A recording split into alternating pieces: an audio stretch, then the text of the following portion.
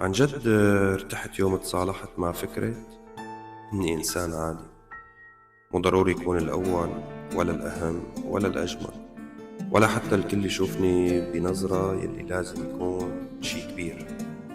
في كتير حروب جواتنا بتتعبنا، بس وقت تعرف قيمتك بدون مقارنة بتصير عايش أهدى وأرضى. صرت شوف إنه أكبر نعمة إنه يومي يخلص بهدوء،